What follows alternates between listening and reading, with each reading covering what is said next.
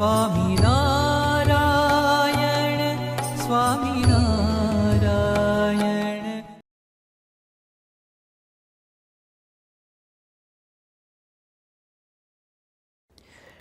श्रीमत्सद्गुणशालिनं चिदचिदी व्याप्तं च दिव्याकृतिं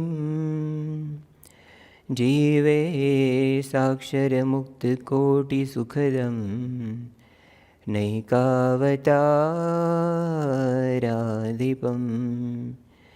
ज्ञेयं श्रीपुरुषोत्तमं मुनिवरे वेदादिकीर्त्यं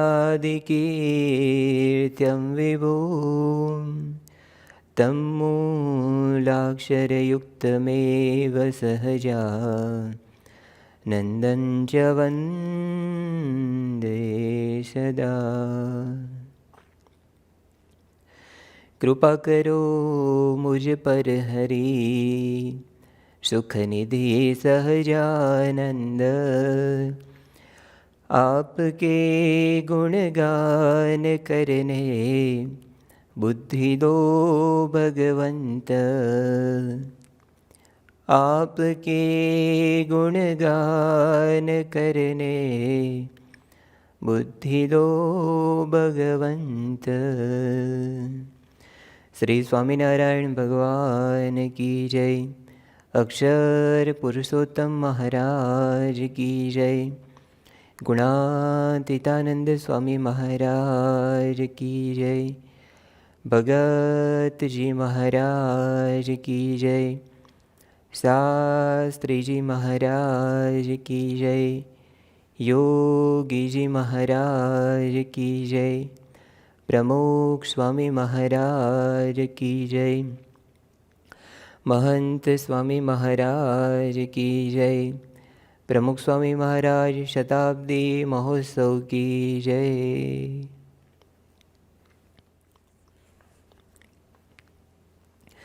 स्वामीनारायण हरे स्वामीनारायण हरे.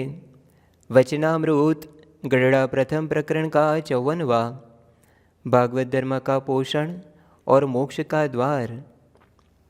स्वामीनारायण हरे संवत 1876 में माघ कृष्णा एकादशी को स्वामी श्री सहजानंद जी महाराज श्री गढ़ड़ा स्थित दादा खाचर के राजभवन में श्री वासुदेव नारायण के मंदिर के आगे पश्चिमी द्वार के कमरे में बरामदे में पलंग पर गद्दी तकिया रखवा कर विराजमान थे. उन्होंने श्वेत धोती धारण की थी. जरी के पल्ले वाला कुसुम्बी रंग का रेंटा ओढ़ा था और आसमानी रंग का जरीदार रेशमी फेंटा सिर पर बांधा था. उनके मुखारविंद के समक्ष सभा में संत वृंद तथा स्थान स्थान के हरिभक्त बैठे हुए थे. उस समय मुक्तानंद स्वामी ने प्रश्न पूछा, हे महाराज, श्रीमद्भागवत के एकादश स्कंध में जनक राजा तथा नवयोगेश्वर के संवाद द्वारा बताए गए भागवत धर्म का पोषण कैसे होता है और जीव के लिए मोक्ष का द्वार किस प्रकार खुला रह सकता है. मुक्तानंद स्वामी जी ने यहाँ पर 2 प्रश्न पूछे हैं. पहला प्रश्न है भागवत धर्म का पोषण कैसे होता है और दूसरा है कि मोक्ष का द्वार कैसे खुला रह सकता है. भागवत धर्म का पोषण मुक्तानंद स्वामी जी ने भागवत ग्रंथ के आधार पर से उन्होंने ये प्रश्न पूछा है. श्रीमद् भागवत में बहुत ही सुंदर ये कथा है जनक राजा और नवयोगेश्वरों की. बहुत ही सुंदर संवाद उन दोनों के बीच में जो हुआ है. जनक राजा, वैसे जनक राजा का नाम निमि राजा था, परंतु जनक राजा की वंश परंपरा में वो राजा बने थे, तो उनके लिए उनको जनक राजा उन नाम से लोग पुकारते थे. और जो नवयोगेश्वर थे तो भगवान ऋषभदेव के जो 100 पुत्र थे उन 100 पुत्रों में से ऋषभदेव भगवान ने जब सबको ज्ञान दिया तो उनमें से ये जो त्यागी बने थे 90 पुत्र, उनमें से 81 थे वो कर्मकांड विद्या करते थे और ये 9 योगेश्वर बने थे। बाकी के 10 जो थे उनमें एक जो भारत का राजा बना, और दूसरे जो 8 बचे थे 9, वो 9 द्वीप के भरत के नीचे ही वो राज करते थे। तो ऋषभदेव भगवान के 100 पुत्रों में से जो 9 योगेश्वर बने थे, वो योगेश्वरों की बात यहाँ पर कही गई है। वो योगेश्वर वहाँ पर जनक राजा ने एक बार यज्ञ का, बहुत सुंदर यज्ञ का वहाँ पर उन्होंने आयोजन किया था। उस यज्ञ के अंदर जनक राजा वहाँ पर जब सब पंडितों के द्वारा यज्ञ करवाते थे, उस यज्ञ में 9 योगेश्वर पधारते हैं। अब जैसे ही 9 योगेश्वर वहाँ पर पधारते हैं, जनक राजा ने उनको देखा तो एकदम वो खड़े हो गए, उनका सम्मान किया, स्वागत किया, उनको वहाँ पर प्रेम से बुलाया और वहाँ पर उचित आसन पर उनको बिठाकर फिर वहाँ पर उन्होंने उनको हार पहनाया, उनका पूजन किया और फिर उनकी पूजा करके जनक राजा नम्रता से उनके ही पास बैठकर फिर वहाँ पर जनक राजा कुछ प्रश्न योगेश्वरों को पूछते हैं।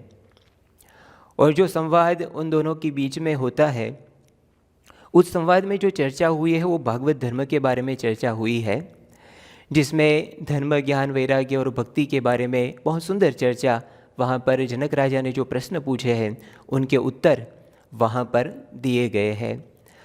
भागवत धर्म का अर्थ, भगवान स्वामीनारायण जी ने भागवत धर्म को एकांतिक धर्म भी कहा है। गरुड़ांत्य प्रकरण के 21वें वचनामृत में भगवान स्वामीनारायण जी ने कहा कि भागवत में जो भागवत धर्म की बात कही है वही एकांतिक धर्म है। तो ये जो भागवत धर्म है जिसमें 4 अंग हैं, धर्म, ज्ञान, वैराग्य और भक्ति। मुक्तानंद स्वामी जी यहाँ पर ये प्रश्न पूछते हैं कि ये जो चारों अंग हैं, उस चारों अंगों का पोषण वो हमारे जीवन के अंदर कैसे होता है, यानी कि हमारे जीवन के अंदर धर्म वो कैसे बढ़े। धर्म का अर्थ होता है कि ज़्यादातर हम लोग धर्म और नियम इन दोनों शब्दों का साथ में प्रयोग करते हैं, लेकिन धर्म समझे तो खेत जो होता है उसमें जो मॉल होता है वो मॉल धर्म है, और वो खेत के अगल बगल में जो बाड़ होती है वो नियम है। नियम जो होते हैं वो धर्म की रक्षा करते हैं। तो इसीलिए जैसे कि वर्तमान धर्म है, अब उस वर्तमान धर्म में निष्काम धर्म है, निर्लोभ धर्म है, जो पंचवर्तमान है, उस पंचवर्तमान के लिए जो नियम बताए गए हैं, निष्काम धर्म के लिए जो ब्रह्मचर्य आदि के जो नियम बताए गए हैं वो धर्म की रक्षा करते हैं। निष्काम धर्म की रक्षा करने के लिए ये सारे जो नियम बताए गए हैं। परंतु धर्म वो सब व्यक्ति के लिए और समय समय पर वो बदल भी सकता है। एक धर्म यानी कि किसी की हिंसा करना, अहिंसा करना ये धर्म है, परंतु कभी किसी की हिंसा करना वो धर्म भी बन सकता है। महाभारत के युद्ध के अंदर अर्जुन के लिए युद्ध करना वो उनके लिए धर्म था। तो कहाँ पर क्या धर्म है और कहाँ पर क्या अधर्म है, इसीलिए भगवान स्वामीनारायण जी के जो परमहंस है निष्कुलानंद स्वामी, उन्होंने कहा है कि धर्म धर्म सहु करे पण धर्मમાં बहु मर्म છે, प्रगट प्रभुना वचन पाड़े एथी मोटो कोई धर्म છે। यानी कि धर्म धर्म तो सब करते हैं और धर्म धर्म में अलग अलग मर्म भी है, बहुत भेद है, लेकिन भगवान और संत के जो वचन होते हैं वो पाड़े, वो सबसे बड़ा धर्म है। तो यहाँ पर ये धर्म की बात हमारे जीवन के अंदर उनकी दृढ़ता कैसे बढ़े, उनका पोषण कैसे हो, यहाँ पर ये मुक्तानंद स्वामी पूछते हैं। फिर ज्ञान, ज्ञान यानी कि भगवान के स्वरूप का ज्ञान, भगवान की शक्ति का ज्ञान और हमारे खुद का ज्ञान। निजात्मानं ब्रह्मरूपम देहत्रय विलक्षणम विभाव्य तेन कर्तव्या भक्ति कृष्णस्य सर्वदा। यानी कि अपने आत्मा को अपने को ब्रह्मरूप समझकर भगवान की भक्ति करे, यही सच्चा ज्ञान है। व्यास जी ने तो कहा ही है कि आलोड्य सर्वशास्त्राणि विचार्य च पुनः पुनः इदम एकम सुनिष्पन्नम ध्येयो नारायणो हरिहि। हमारे जीवन का ध्येय ही भगवान है, तो उस भगवान की भक्ति हमें किस प्रकार से करनी है? तो अपनी आत्मा को ब्रह्मरूप मानकर, ब्रह्मरूप होकर भगवान की भक्ति करनी है। ये सच्चा ज्ञान है। तो उस ज्ञान की दृढ़ता, उस ज्ञान का पोषण हमें करना है। वैराग्य की बात, रामकृष्ण परमहंस के पास एक बार एक भाई आए और वहाँ पर आकर उन्होंने रामकृष्ण परमहंस को कहा कि साधु की व्याख्या क्या है। तो रामकृष्ण परमहंस ने उनके सामने देखा और चोटी से लेकर उनके पाँव तक उनके सामने देखकर रामकृष्ण परमहंस ने कहा कि रामकृष्ण परमहंस समझ गए कि ये बहुत लोगों को ये प्रश्न पूछ कर आए हैं। तो उन्होंने उनके सामने देखकर उनको पूछा कि आप ही बताओ। तो उस समय वहाँ पर उन्होंने प्रश्न कहा, उन्होंने कहा कि यदि रोटी मिल जाए साधु को तो खा लेना, और नहीं मिले तो नहीं खाना, बैठे रहना। तो रामकृष्ण परमहंस ने कहा कि ये तो कुत्ते का धर्म है।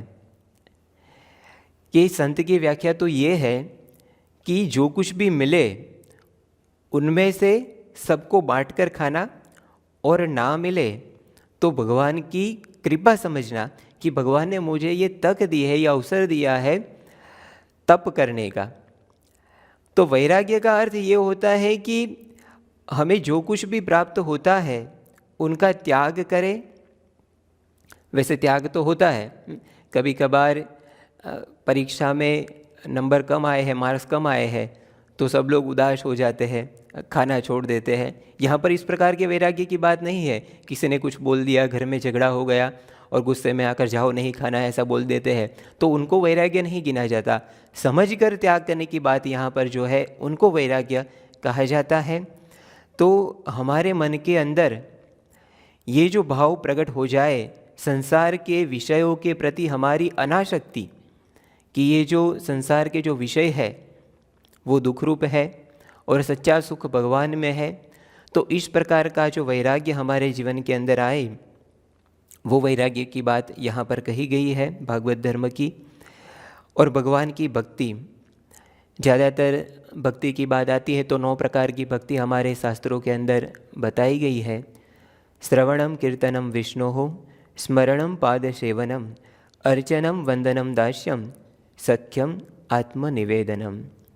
ये जो 9 प्रकार की भक्ति है, वो भक्ति भगवान के चरणों में हम समर्पित होकर यहाँ पर भगवान की भक्ति करें, भक्ति अर्घ्य भगवान को अर्पण करें। तो ये जो चारों अंग हैं, वो धर्म ज्ञान वैराग्य भक्ति, वो भागवत धर्म के हैं। ये चारों जब सम्मिलित होते हैं तब भागवत धर्म कहलाता है, एकांतिक धर्म कहलाता है। तो इन चारों अंगों की दृढ़ता आध्यात्मिक मार्ग पर चलते हुए मुमुक्षु के लिए बहुत जरूरी है, क्योंकि यदि इन चारों में से किसी एक की भी कमी होती है, मुक्तानंद स्वामी जी को ये पता है, इसलिए ये यहाँ पर प्रश्न पूछते हैं कि उनका पोषण हमारे जीवन के अंदर कैसे होता है। मुक्तानंद स्वामी जी ने यहाँ पर शास्त्र के आधार से प्रश्न पूछा है। तो इनका अर्थ ये भी होता है कि मुक्तानंद स्वामी जी को शास्त्रों का ज्ञान है और शास्त्रों में जो बातें कही गई है उनको मुक्तानंद स्वामी जी यहाँ पर जानते हैं, उनको समझते हैं। इसलिए मुक्तानंद स्वामी जी ने शास्त्र का संदर्भ देकर, भागवत महापुराण का संदर्भ देकर यहाँ पर मुक्तानंद स्वामी जी ने प्रश्न पूछा है।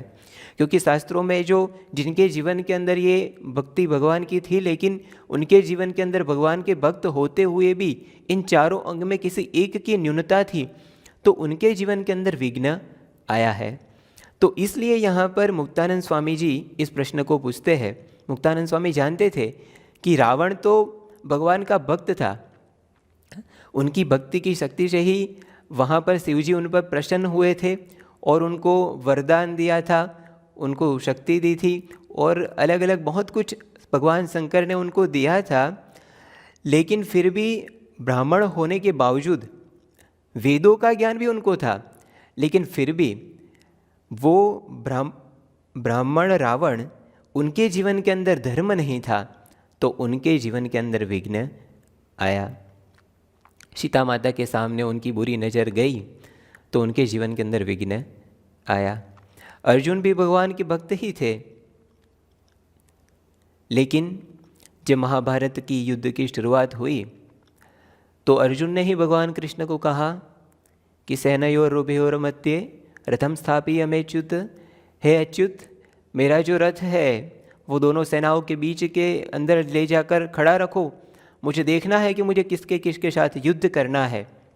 और भगवान वहाँ पर उनका रथ ले जाते हैं, और जैसे ही अर्जुन ने सभी को देखा तो अर्जुन को देखना था अपने शत्रुओं को, अर्जुन को ये देखना था कि मुझे किसके साथ युद्ध करना है, यानी कि मुझे किसको मारना है। लेकिन अर्जुन के अंदर उतना ज्ञान नहीं था, तो वहाँ पर अपने शत्रुओं की जगह पर अर्जुन अपने सगे संबंधियों को देखता है, जो उनके सामने उनको मारने के लिए ही खड़े थे, लेकिन फिर भी अपने सगे संबंधियों को वो देखता है और वो वहाँ पर हताश होकर अपना गांडीव छोड़कर वहाँ पर बैठ जाता है।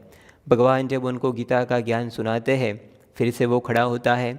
दोबारा जब अभिमन्यु की मृत्यु होती है, तब उस समय भी अर्जुन वहाँ पर हताश हो जाता है और वो युद्ध करने के लिए मना करता है, लेकिन भगवान ने जो गीता का ज्ञान सुनाया है तो उनसे उनके जीवन के अंदर ये स्थिरता, तो भक्त होने के बावजूद भी उनके जीवन के अंदर ये अंग, जो ज्ञान का अंग, वो कम था, तो उनके जीवन के अंदर ये प्रश्न आया। उसी प्रकार उद्धव जी, वो भी भगवान के अनन्य भक्त थे और उद्धव जी तो ज्ञानी भी थे, तभी तो भगवान कुछ ऐसे प्रसंग थे कि जिसके अंदर जो सामान्य भक्त होता है उनको भगवान के अंदर मनुष्य भाव आ जाए, ऐसे कुछ चरित्र, लेकिन उनमें भी उद्धव जी को भगवान के प्रति दिव्य भाव रहा था। लेकिन वही उद्धव जी, जब भगवान कृष्ण ने ही स्वयं उनको कहा कि आज से 7 दिन के बाद ये द्वारका नगरी डूब जाएगी, आप ये सब कुछ छोड़कर यहाँ से चले जाओ, लेकिन अपने कुटुंब परिवार वालों को छोड़कर जाना उनके लिए विघ्न बन गया, उनको कठिन पड़ा, वैराग्य का भाव उनके अंदर नहीं था। जो रानियाँ थी उनके प्रति उनकी भक्ति भी थी, भगवान को भगवान भी जानते थे कुछ अंश में, लेकिन फिर भी उतना वैराग्य का भाव उनके अंदर नहीं था। तो उनके कारण हुआ ऐसा कि जब भगवान के पुत्र श्याम का रूप देखा तो उनके अंदर वो मोहित हो गए। तो जब किसी एक अंग की कमी हमारे जीवन के अंदर होती है तो हमारी भक्ति में, हमारे जो एकांतिक धर्म है उसमें विघ्न आ सकता है। इसलिए मुक्तानंद स्वामी जी यहाँ पर प्रश्न पूछते हैं कि इसका पोषण, यानी कि हमारे जीवन के अंदर इन चारों अंगों की वृद्धि, ये चारों अंग की दृढ़ता हमारे जीवन के अंदर कैसे बढ़े, ये प्रश्न यहाँ पर मुक्तानंद स्वामी जी पूछते हैं। जीवन के अंदर कभी ऐसा भी हम सबको ऐसा अनुभव होता है कि आगे बढ़ने की इच्छा तो सबको होती है। हम जो भी काम करते हैं, जो भी हमारा कार्य क्षेत्र है, नौकरी करते हैं, धंधा करते हैं, उनके अंदर आगे बढ़ने की इच्छा होती ही है। हम जिस लेवल पर काम करते हैं, हमारी इच्छा रहती है कि वहाँ पर से हमारी पोस्ट आगे बढ़ती जाए, हमारी तरक्की हो। उस प्रकार की इच्छा हम सबको रहती है। एक धंधा हम करते हैं, एक दुकान हो तो उनमें से 2 हो, ऐसे भी इच्छा हमको रहती है और होनी भी चाहिए। लेकिन मुक्तानंद स्वामी जी यहाँ पर पूछते हैं कि आध्यात्मिक मार्ग पर हमारी वृद्धि कैसे हो। तो इस प्रकार की मुमुक्षुता भी यहाँ पर मुक्तानंद स्वामी जी के जीवन के अंदर दिखने को मिलती है। और दूसरा प्रश्न फिर मुक्तानंद स्वामी जी ने ये पूछा है कि हमारे लिए मोक्ष का द्वार वो किस प्रकार खुला रह सकता है।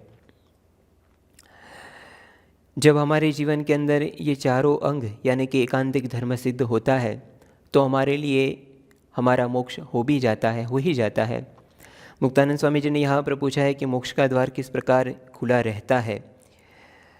तो मोक्ष यानी कि मुक्ति, हमारे भारतीय सनातन धर्म परंपरा में 4 प्रमुख जो मान्यताएं हैं उनमें है अवतारवाद, कर्मवाद, पुनर्जन्मवाद और मूर्ति पूजा। तो उनमें जो पुनर्जन्मवाद है यानी कि जन्म के बाद जन्म, हम सब हिंदू मानते हैं कि 84 लाख प्रकार की अलग अलग योनियों में हमने जन्म लिया है और बार बार इस जन्म मरण के चक्रवात में हम भटकते रहते हैं। जन्म के बाद मृत्यु, मृत्यु के बाद फिर से जन्म, जन्म मृत्यु, जन्म मृत्यु। हाँ, इसलिए तो कहा है कि जन्म्या ત્યાંથી जरूर जानो मरवानु छे माथे जी, આવ્યા ત્યારે શું લાવ્યા ને શું લઈ જાવું સાથે जी। સવાર પડે ને સાંજ પડે છે, दिन ऊपर दिन जाए जी, आज काल करता वरदा जोने ओछी थाए जी। हमने जन्म लिया है उनका अर्थ है कि हमारी मृत्यु निश्चिंत ही है, और जब मृत्यु होती है तो उनका अर्थ ये होता है कि हमारा जन्म निश्चिंत ही है। तो ये जन्म मरण के चक्रवात को छोड़कर बाहर निकलना, उनसे मुक्ति प्राप्त करना, ये यहाँ पर मुक्तानंद स्वामी जी पूछते हैं कि वो मोक्ष का द्वार हमारे लिए किस प्रकार से खुला रह सकता है। मुक्तानंद स्वामी जी के इन दोनों प्रश्न का उत्तर भगवान स्वामीनारायण जी ने जो दिया है, श्री जी महाराज कहते हैं, तब श्री जी महाराज बोले कि स्वधर्म, ज्ञान, वैराग्य तथा महात्म्य ज्ञान सहित भगवत भक्ति करने वाला भगवान के एकांतिक साधु के प्रसंग से भागवत धर्म का पोषण होता है, तथा ऐसे साधु के प्रसंग से जीव के लिए मोक्ष का द्वार भी खुला रह जाता है। यही बात कपिल देव भगवान ने देवहूति से कही है, प्रसंगमजरम पाशम आत्मनः कवयो विदु स एव साधु सुकृतो मोक्ष द्वारम अपावृतम।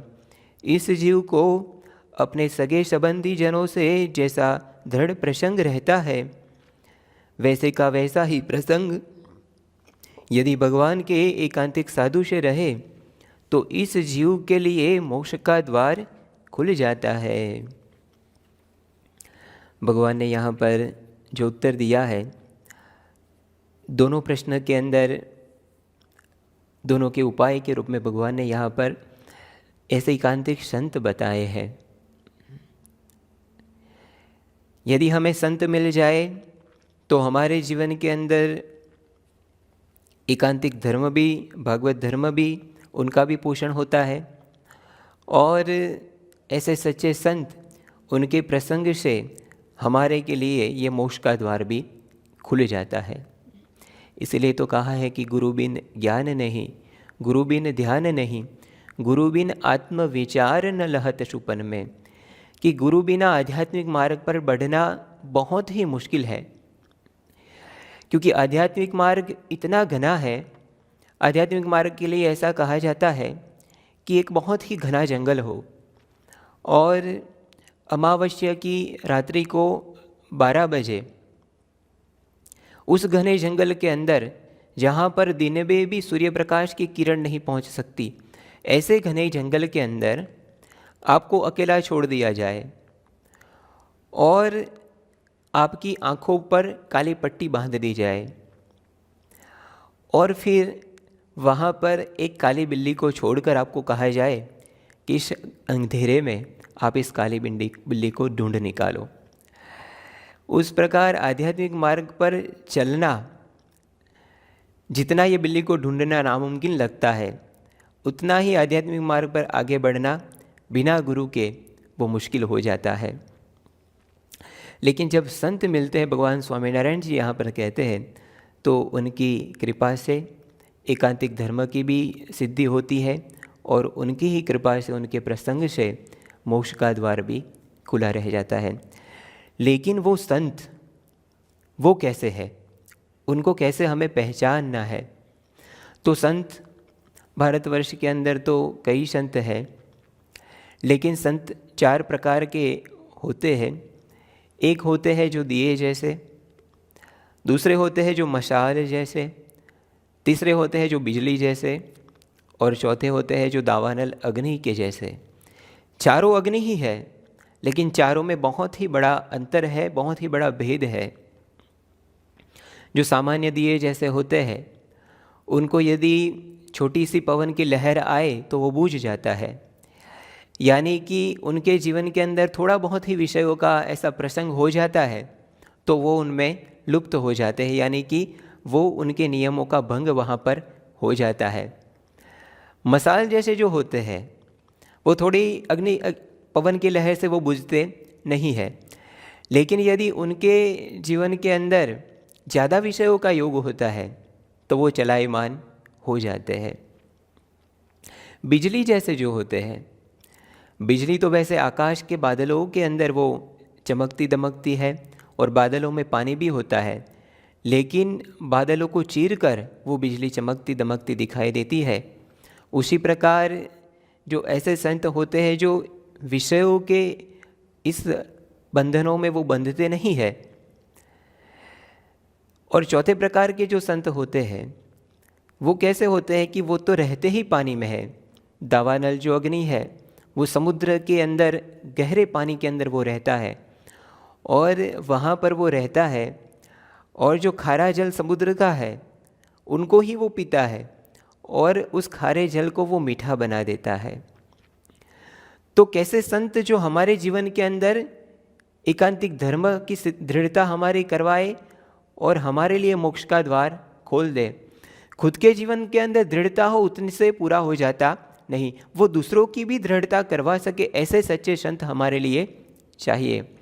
यहाँ पर जो ये पूरी चर्चा मुक्तानंद स्वामी जी ने की है, उनको यदि हम इस वास्तविक रूप में, यानी कि इस समाज के लोग के इस आधुनिक वातावरण के रूप से यदि हम देखें तो किस प्रकार का प्रश्न यहाँ पर मुक्तानंद स्वामी जी ने पूछा है कि हमें अभ्यास तो करना है, ज़्यादातर आगे बढ़ने की इच्छा जो हमने आगे बात कही तो उस प्रकार की इच्छा तो हम सबको रहती है कि हमें किस क्षेत्र के अंदर आगे बढ़ना है।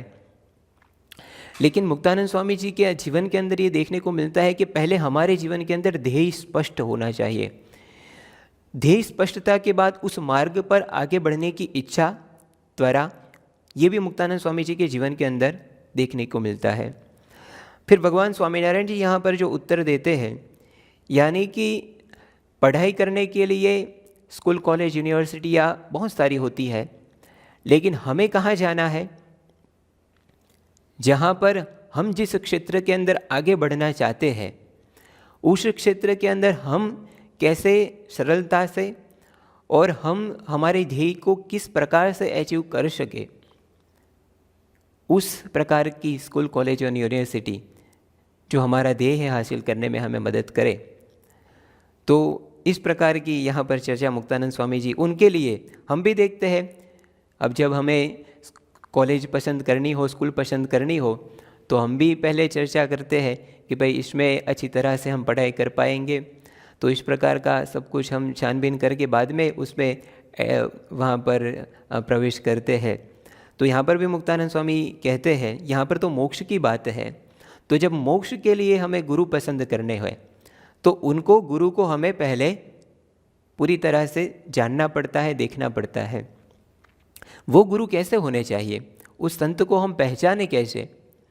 तो भगवान स्वामीनारायण जी ने यहाँ कहा है कि जिसके जीवन के अंदर स्वधर्म ज्ञान, वैराग्य तथा महात्मा ज्ञान सहित भगवत भक्ति हो, ऐसे एकांतिक साधु के प्रसंग से भागवत धर्म का पोषण होता है। यानी कि जिसके जीवन के अंदर ऐसा एकांतिक धर्म सिद्ध हो, उनके प्रसंग से ही हमारे जीवन के अंदर एकांतिक धर्म सिद्ध होता है। तो पहले हमें ये देखना पड़ता है कि किसके जीवन के अंदर ये धर्म, ज्ञान, वैराग्य, भक्ति की दृढ़ता है और वो दूसरों को कैसे करवा सकते हैं। ऐसा देखकर हमें उस संत का प्रसंग करना चाहिए कि उनके जीवन के अंदर ये धर्म, ज्ञान, वैराग्य, भक्ति है कि नहीं। और हमें ये धर्म, ज्ञान, वैराग्य, भक्ति गुणातीत सत्पुरुषों के जीवन के अंदर देखने को बहुत ही सरलता से उनके जीवन के अंदर इस एकांतिक धर्म की दृढ़ता वो देखने को मिलती है। छोटे छोटे नियमों का पालन बहुत ही दृढ़तापूर्वक ऐसे गुणातीत सत्पुरुष होते हैं जो करते हैं। परम पूज्य प्रमुख स्वामी जी महाराज एक बार अहमदाबाद में विराजमान थे और एकादशी का दिन था। एकादशी के दिन स्वामी जी की उम्र 80 वर्ष के ऊपर हो गई थी, तो स्वामी जी वहाँ पर उस दिन एकादशी के दिन फलाहार ही करते थे। लेकिन उस दिन हुआ ऐसा था कि स्वामी जी को बहुत बुखार था, 104 डिग्री तक पहुँच गया था। तो उस दिन कुछ लोगों ने स्वामी जी से विनती करी कि स्वामी जी, शास्त्रों के अंदर जो ऐसे वर्ष के ऊपर के हो जाते हैं तो उनके लिए इस प्रकार की तप की कोई अवधि नहीं होती, मतलब उनके लिए वो नहीं है कि उनको उपवास करना ज़रूरी है। तो यदि वो ना करे तो भी चल सकता है, क्योंकि ऐसा बुखार हो और उस समय तो हमें ऐसा हल्का खिचड़ी या इस प्रकार का मूंग की दाल, इस प्रकार का हल्का धान खाने को मिले तो अच्छा रहता है। परम पूज्य प्रमुख स्वामी महाराज को जब ये बात कही तो स्वामी ने कहा कि आज तक हमारे किसी गुरुओं ने ऐसा करा है? स्वामी ने कहा कि नियम तो नियम ही होते हैं, उनका पालन तो हमें करना ही चाहिए। जो शास्त्रों के अंदर एकादशी की महिमा पुकार पुकार कर कही है और वही शास्त्रों के अंदर उनकी अवधि भी बताई गई है कि 80 वर्ष के बाद यदि आप ना कर सके तो भी चलता है, लेकिन प्रमुख स्वामी महाराज उतनी दृढ़ता से, छोटे नियम हो या बड़े नियम, ये तो एक एकादशी का व्रत, लेकिन संत के जीवन के अंदर बहुत ही बड़ा अहम जो नियम होता है, अहम जो उनका धर्म है, वो है निष्काम धर्म। प्रमुख स्वामी जी महाराज के जीवन के अंदर ये हमें देखने को मिलता है कि नारी नयन सर जाही न लागा, घोर क्रोध निशितम जेहि जागा, लोभ पाश जिन गरन बंधाया, सो नर आप समान रघुराया। ये जो रामायण की पंक्ति है कि ऐसा जो संत होता है कि नारी नयन से कभी वो विचलित हुआ नहीं हो। परम पूज्य प्रमुख स्वामी जी महाराज को एक बार किसी पत्रकार ने ऐसे ही प्रश्न पूछ लिया कि स्वामी जी, आपको कभी स्त्री का संकल्प हुआ है? प्रमुख स्वामी जी महाराज ने तुरंत ही कह दिया है कि त्रिकाल में भी नहीं, यानी कि भूतकाल में भी नहीं हुआ, वर्तमान में भी नहीं, और स्वामी जी ने कह दिया कि भविष्य में भी नहीं होगा।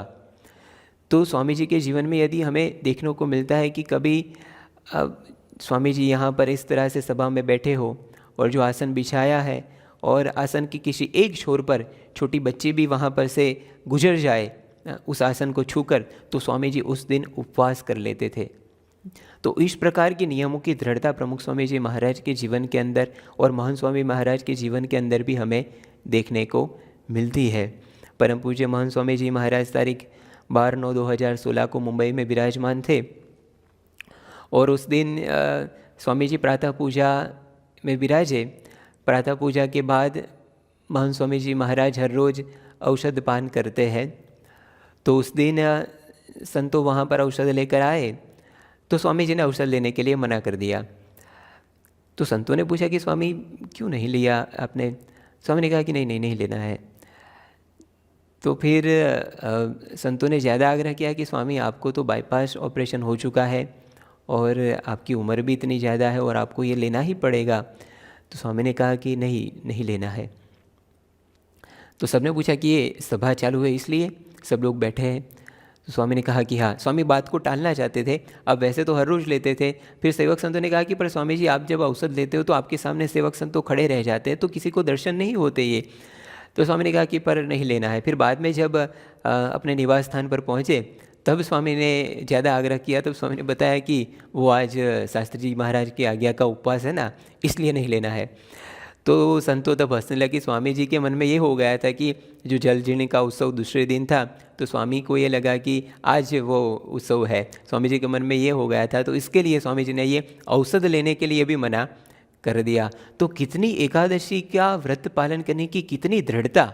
तो छोटे छोटे नियमों से लेकर बड़े बड़े नियमों तक उनके जीवन के अंदर ये नियम धर्म पालन की दृढ़ता वो हमें दिखाई पड़ती है। और जो ऐसे सूक्ष्म नियमों का पालन करता है वही दूसरों के जीवन के अंदर ऐसे दृढ़ता ला सकता है। तो ऐसे गुणातीत संत के जीवन के अंदर ये धर्म की दृढ़ता, उनका दर्शन हमें होता है। उसी प्रकार कई प्रसंगों में उनके जीवन के अंदर जो ज्ञान भगवान के स्वरूप का ज्ञान, अपने सच्चे स्वरूप का ज्ञान, उनके दर्शन भी होते हैं। परम पूज्य प्रमुख स्वामी जी महाराज एक बार बोचासण में विराजमान थे। गुजरात का एक छोटा गांव है, BAPS स्वामीनारायण संस्था। तो ये जो बोचासण गांव है, वहाँ पर स्वामी जी विराजमान थे और वहाँ पर एक बार कोई भाई आए और उनको कोई गलत फहमी थी, तो उनके कारण स्वामी जी का वहाँ पर उन्होंने अपमान कर दिया। तो सब लोग उनको रोकते थे, लेकिन स्वामी ने मना कर दिया कि उनके मन में जो है बोल लेने दो। फिर प्रमुख स्वामी जी महाराज तो जब समय हुआ तो वो तो शांति से सो गए। तो वहाँ पर संतों ने पूछा, स्वामी जी आपको नींद कैसे आई, इतना यदि कोई अपमान कर दे। फिर स्वामी ने कहा कि देखो भाई, उन्होंने बोला तो हमने लिया भी कहीं है, उन्होंने बोला तो बोला, हमने लिया ही नहीं। तो इस प्रकार का उच्च ज्ञान इन संतों के जीवन के अंदर हमें देखने को मिलता है। परम पूज्य महान स्वामी जी महाराज के जीवन में भी ऐसे दर्शन होते हैं। स्वामी जी मुंबई मंदिर के महंत बनाए थे ब्रह्मस्वरूप योगी जी महाराज ने। तो उन दिनों स्वामी जी मुंबई में ही रहते थे। तो महंत स्वामी जी महाराज एक बार भोजन लेने के लिए बैठे। अब उसी समय हुआ ऐसा था कि हरिभक्तों भी उनके साथ ही भोजन लेते। तो सामने एक पंगत के अंदर हरिभक्तों भी बैठे थे।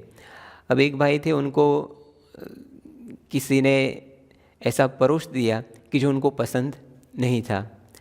अब ये भाई ज़्यादा गुस्से हो गए और जो उनकी डिश में सब कुछ रखा था जो उनको पसंद नहीं था, तो वो खड़े हुए और अब परोसने वाला तो कोई दूसरा था, लेकिन वो खड़े होकर सीधे ही महंत स्वामी जी महाराज वहाँ पर बैठे थे भोजन लेने के लिए, तो सीधे ही पूरी थाली स्वामी जी के ऊपर उन्होंने खाली कर दी। तो स्वामी जी के पूरे कपड़े वो खाने से भर गए। स्वामी जी एक शब्द भी बोले नहीं। स्वामी जी ने सीधे ही वहाँ पर से खड़े हुए, बाथरूम में जाकर वो साफ़ किया और फिर स्वामी जी वहाँ पर आकर बैठ गए। तो जब इतने लोग बैठे हैं और बिना कोई वजह इस प्रकार का कोई अपमान कर दे, तब ये स्थिरता रखनी, ये यदि हमारे जीवन के अंदर देह हम नहीं है, इस प्रकार का यदि भाव होता है, तभी ये हो सकता है।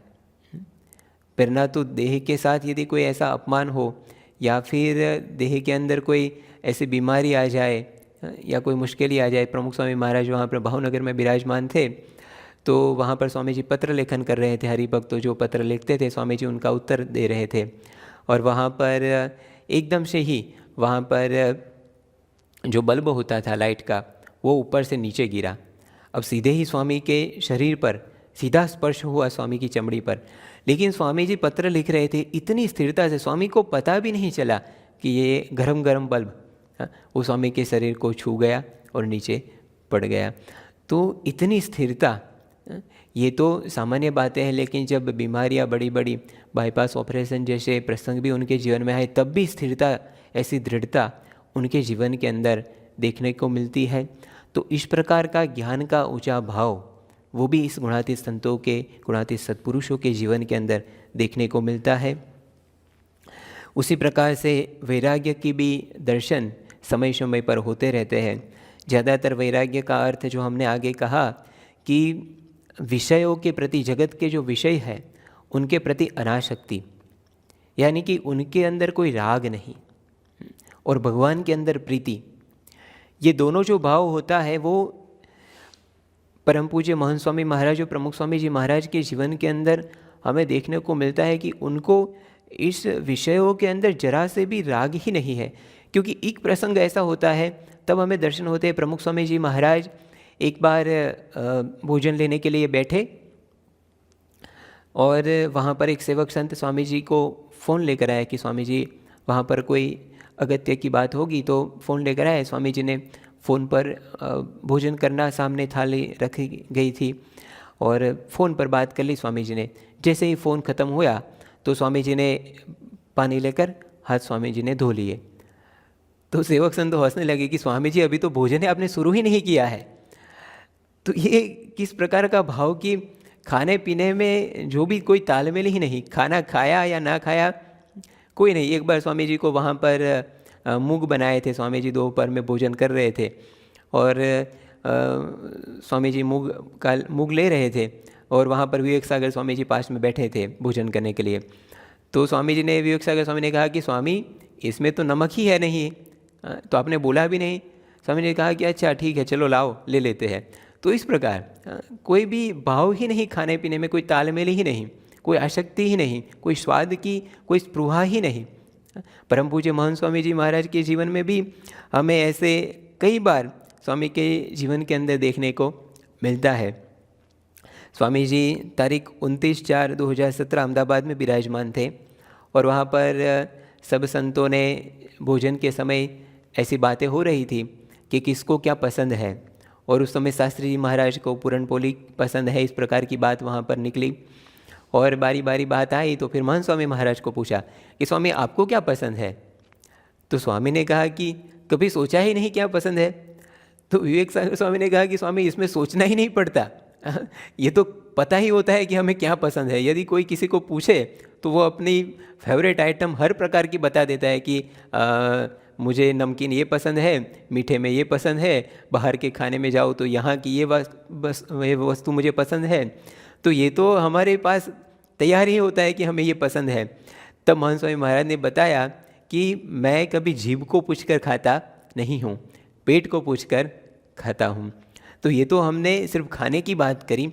इस प्रकार सभी विषयों के प्रति इस प्रकार का वैराग्य महंत स्वामी महाराज और प्रमुख स्वामी महाराज ने जो विचरण किया है और उन्होंने जो बीड़ा सहन किया है, उनको यदि देखें तो कभी कभार हमने अच्छी गाड़ियों में उनको विचरण करते देखा है, लेकिन प्रमुख स्वामी जी महाराज और महंत स्वामी महाराज कोई भी अव्यवस्था हो, सुविधा ना हो, कई प्रसंग ऐसे उनके जीवन के अंदर हमने सुने हैं कि स्वामी जी कोई भी वहाँ पर सामान्य व्यवस्था हो और वहाँ पर प्लेटफॉर्म पर भी सो जाना पड़े रेलवे के, या पेट्रोल पंप पर सो जाना पड़े, तो इस प्रकार की अव्यवस्थाओं में सामान्य गाड़ी हो और वहाँ पर बड़ी गाड़ियों में से छोटी रिक्शा में बैठना पड़े, तो भी प्रमुख स्वामी जी महाराज को कभी ऐसा लगा नहीं।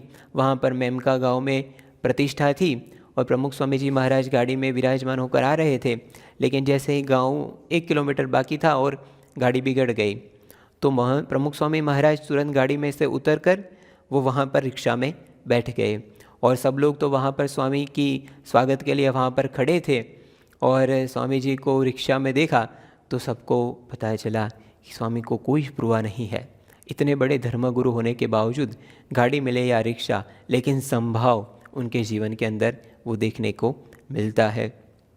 उसी प्रकार भक्ति, वो भी गुणातीत संत पुरुषों के जीवन के अंदर समय समय पर हमें दर्शन होते हैं। परम पूज्य प्रमुख स्वामी जी महाराज, उनके साथ हरिकृष्ण महाराज रखते हैं और महंत स्वामी जी महाराज की बे साथ ही वही हरिकृष्ण महाराज आज है, लेकिन उनके प्रति जो उनकी पराभक्ति, वो उनको साक्षात भगवान का स्वरूप समझकर ही, उनको भगवान का स्वरूप मानकर ही उनकी भक्ति करते हैं। वहाँ पर सन 1988 में परम पूज्य प्रमुख स्वामी जी महाराज लुशाका में थे और वहाँ पर पत्रकार मिस्टर मोजिस ने स्वामी जी को एक प्रश्न पूछा। वो स्वामी जी का इंटरव्यू ले रहा था और बाद साथ में स्वामी जी के हरिकृष्ण महाराज थे।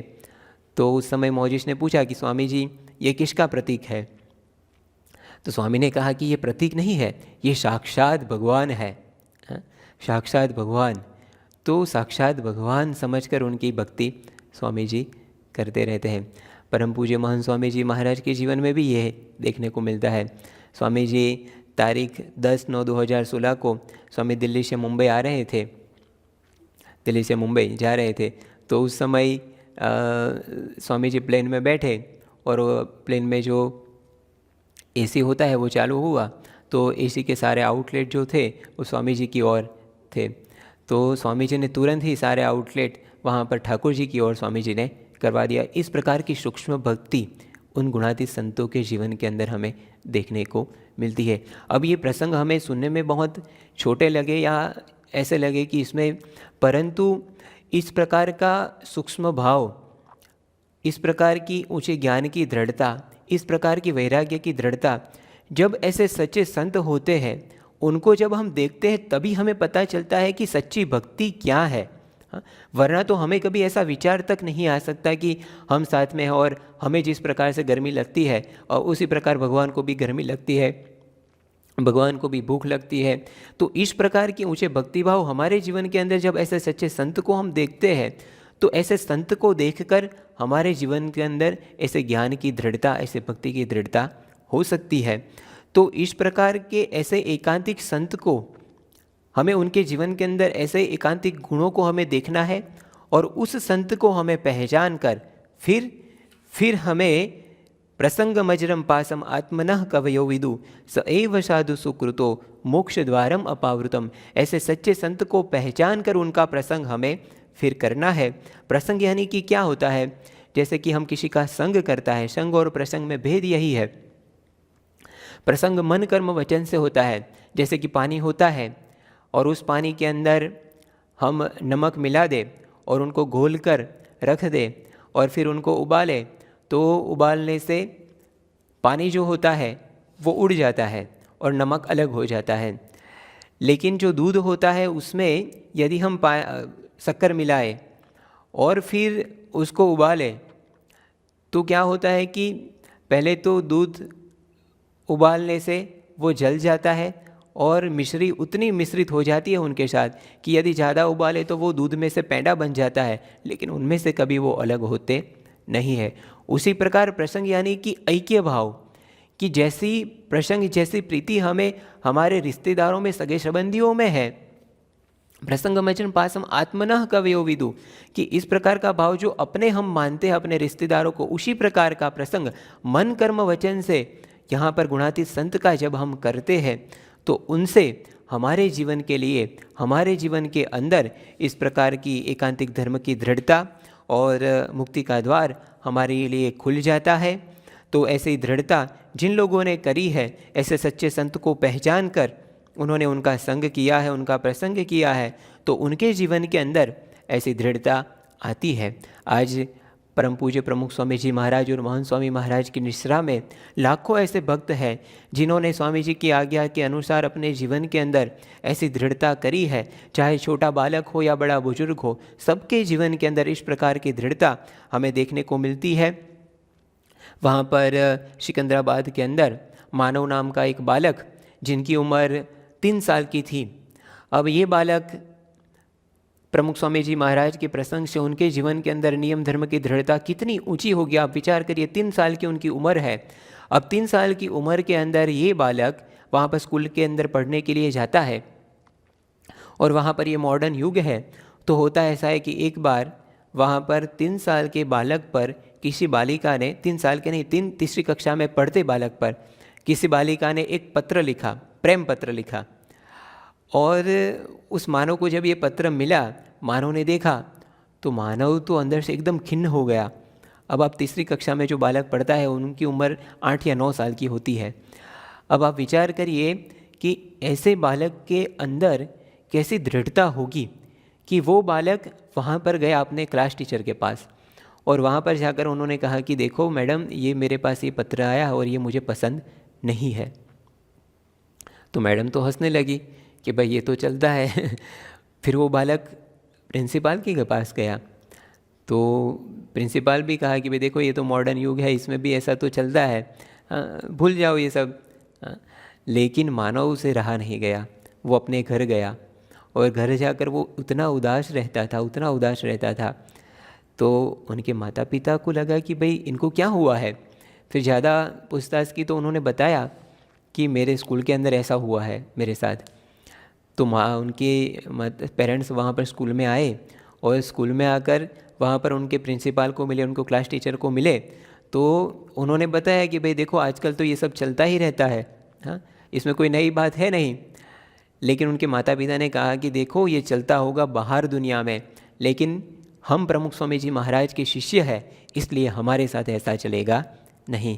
जब दृढ़तापूर्वक उन्होंने ये बात बताई तो उनके प्रिंसिपल ने, उनके टीचरों ने ये सीरियस लेकर फिर ये सब बंद करवाया। लेकिन आप विचार करिए कि तीसरी कक्षा में पढ़ते बालक के अंदर इस प्रकार की दृढ़ता ऐसे गुणातीत सच्चे संत के बिना कभी आ सकती नहीं है। उसी प्रकार वैराग्य की दृढ़ता, ज्ञान की दृढ़ता, भक्ति की दृढ़ता कई ऐसे प्रसंग हैं, कई ऐसे भक्त हैं जिनके जीवन के अंदर ज्ञान उस प्रकार से उन्होंने अर्जित किया है गुणातीत सत्पुरुषों के संग से कि चाहे बाहर की परिस्थिति कैसी भी हो, यहाँ पर यदि हमारे जीवन के अंदर कोई छोटे मोटे देशकाल आ जाते हैं तो हम दुखी दुखी हो जाते हैं, परंतु ऐसा जब सच्चे संत का प्रसंग हो जाता है तो उनके प्रसंग से ऐसी दृढ़ता होती है। अहमदाबाद के अंदर मगन भाई सेठ नाम के एक हरिभक्त रहते थे और उनकी परिस्थिति बहुत ही सामान्य थी, आर्थिक परिस्थिति, लेकिन मगन भाई उतने आनंद में रहते थे कि अपनी खुशी वहाँ पर स्वामी जी के पास खुद ही वो व्यक्त करते थे कि स्वामी जी देखो मेरा घर है ना ऑटोमेटिक घर है, स्वामी जी मुझे लाइट चालू करनी हो, पंखा चालू करना हो तो मैं यूँ हाथ करूँ, ऐसे हाथ पसारूँ तो लाइट चालू हो जाए, और ऐसे हाथ करूँ यदि पानी चाहिए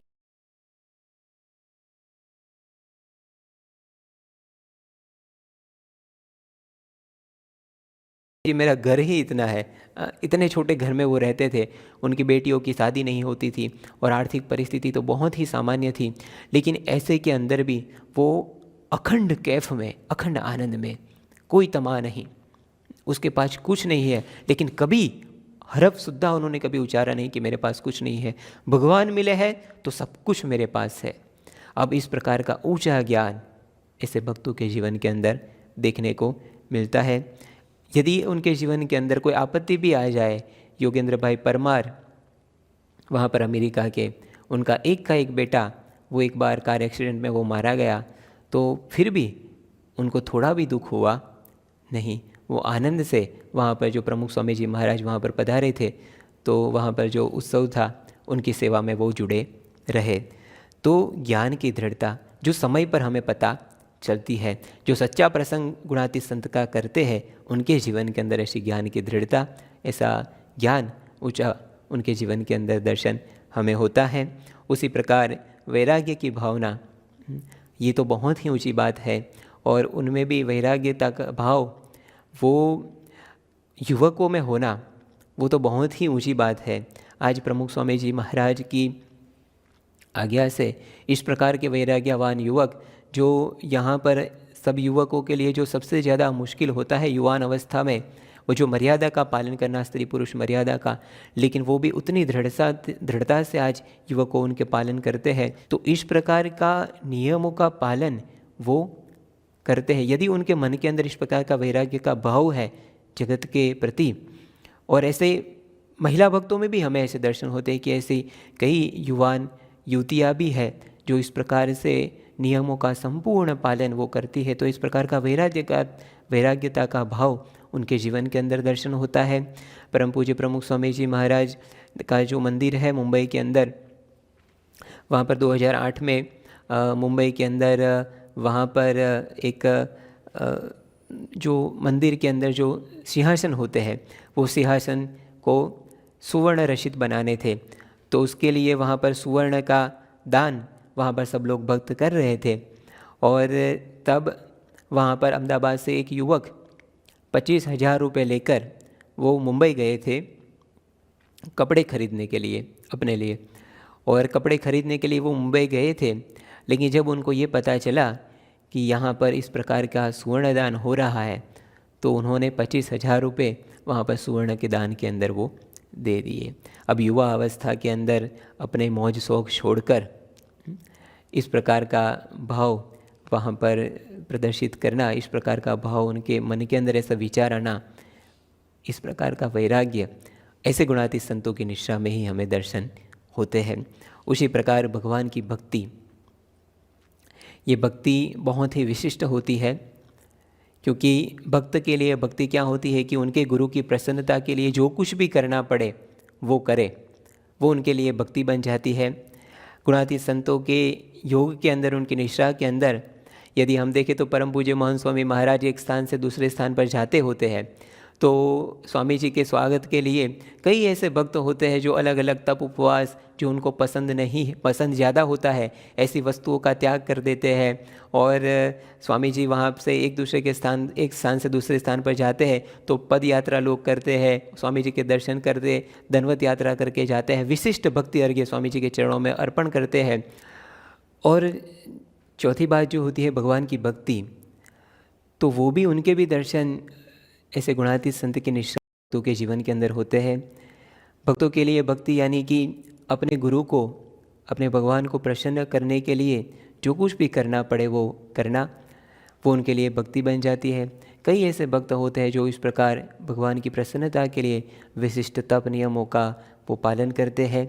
जो भी संत की आज्ञा होती है उस प्रकार को उनको भक्ति समझकर वो करते हैं। नियमित भगवान के मंदिर दर्शन करना, घर के अंदर घर मंदिर में सुबह शाम आरती करना, भगवान को 3 टाइम भोग लगाना, घर सभा करना और नियमित रूप से वहाँ पर मंदिर में आना, ये सब जो अलग अलग प्रकार के भक्ति अर्घ्य है वो अर्पण करते यहाँ पर भक्तों के जीवन के अंदर ऐसे दर्शन होते हैं। तो इस प्रकार का जो गुणातीत संतों का जो जीवन है और उनमें से प्रेरणा लेकर ऐसे भक्तों का जो जीवन होता है, उनके अंदर भी हमें इस प्रकार से गुणातीत संत की कृपा से, उनके प्रसंग से भक्तों के जीवन के अंदर इस प्रकार का धर्म, ज्ञान, वैराग्य और भक्ति उनकी भी दृढ़ता होती है।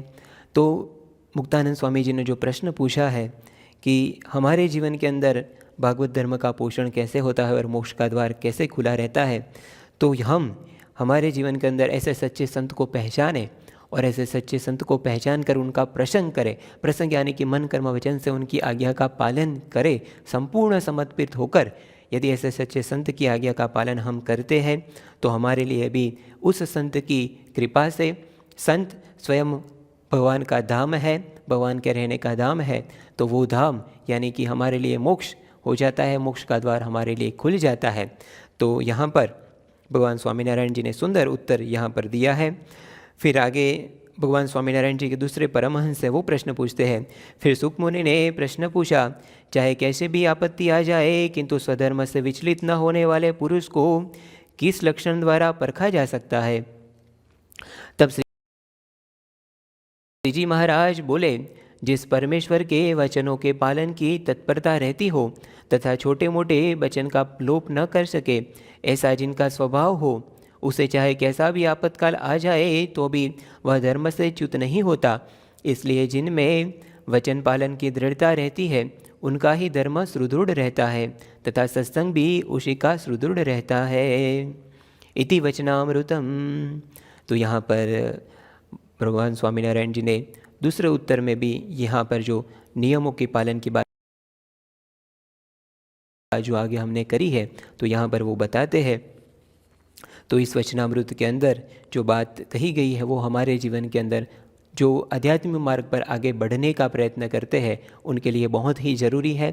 तो ऐसी दृढ़ता हमारे जीवन के अंदर हो, वो भगवान और संत की कृपा से ही हो सकती है। तो ऐसी भगवान और संत की कृपा हम सब पर बनी रहे, उनके लिए उनके ही श्री चरणों में हम प्रार्थना करते हैं कि ऐसे सच्चे संत को हम पहचानें, उस संत को पहचान कर उनका प्रसंग करें और उनकी निश्रा में हमारे जीवन के अंदर एकांतिक धर्म की दृढ़ता हो, एकांतिक धर्म सिद्ध करके हम भी भगवान के धाम में बैठ जाए और भगवान की भक्ति कर सके। ऐसी कृपा हम सब पर भगवान बरसाए, ऐसे उनके श्री चरणों में प्रार्थना। श्री स्वामीनारायण भगवान की जय।